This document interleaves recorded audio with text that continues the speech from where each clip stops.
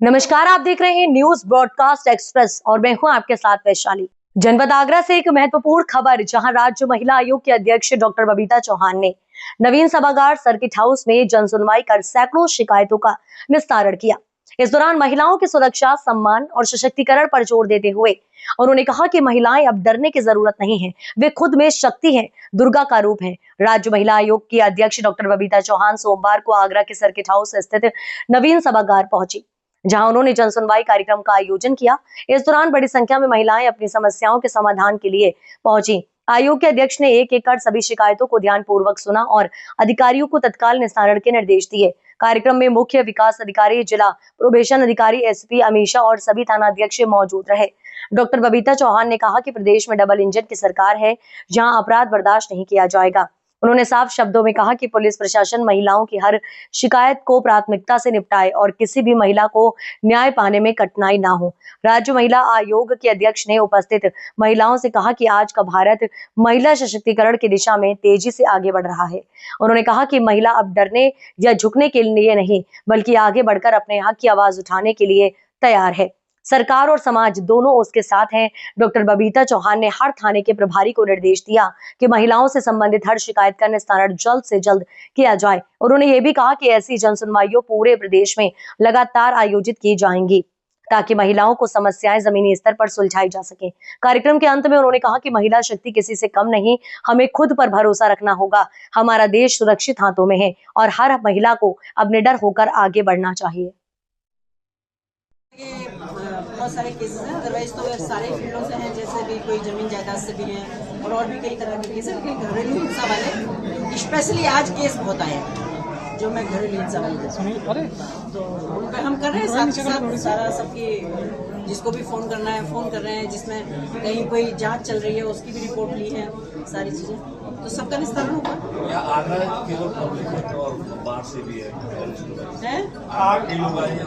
आगरा के नहीं, पूरे जिले से आते हैं, पूरे जिले से नहीं आते, फिरोजाबाद और मथुरा इन सब से भी आते हैं। मतलब आए हैं जिनको नहीं पता कि वहाँ हो सकता है, लेकिन जिन बेचारों को पता होती है, क्योंकि उनको इस बात की गारंटी है कि हम आयोग में जाएंगे और मैडम से बात करेंगे तो हमारी समस्या का समाधान होगा। इसलिए सब जिसको जहाँ पता चलती है वो वहाँ से। महिला आयोग की महिलाओं का सीधा संपर्क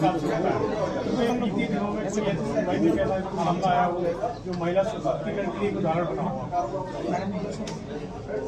देखिए, ऐसे तो बहुत मामले आते हैं कि महिला सशक्तिकरण के लिए, तो हम महिला सशक्तिकरण नहीं होना देना चाहते, तभी तो घरेलू हिंसा हो रही है। अगर महिला सशक्तिकरण को इन लोगों की जानकारी हो कि आज मैं अगर माननीय मुख्यमंत्री जी की बात करूं कि उत्तर प्रदेश में रहते हुए महिलाओं के सशक्तिकरण के लिए क्या क्या काम हो रहे हैं, अगर इनको थोड़ा सा भी बुद्धि होगी तो ये घरेलू हिंसा करेंगे ही नहीं। ये क्यों यातनाएं करेंगे इतनी, क्यों यातनाएं देंगे इतना? तो इनको जानकारी नहीं है इस बात की।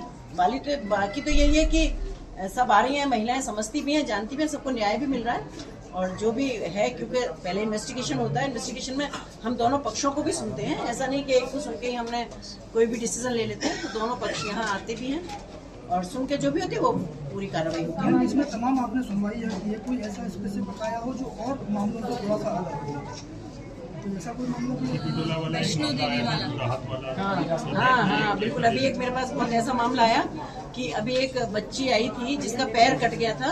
अभी आपको पता होगा कि एक वैष्णो देवी में एक घटना हुई थी, लैंडस्लाइड हुआ था, तो वहाँ एक ही परिवार के 4 लोग खत्म हुए थे, जिसमें उसके सास ससुर थे, एक उसकी बच्ची थी, एक उसकी बहन थी, और उस लड़की का जो यहाँ मेरे साथ आई पीड़ित था, उसका पैर कट गया था। लेकिन उसको जो सरकारी मुआवजा मिला, उसका ऐसा कहना है उस लड़की का, उसके पेरेंट्स का, कि जो मुआवजा आया वो सारा मुआवजा लड़के ने ले लिया और उस लड़की को घर से बाहर निकाल दिया।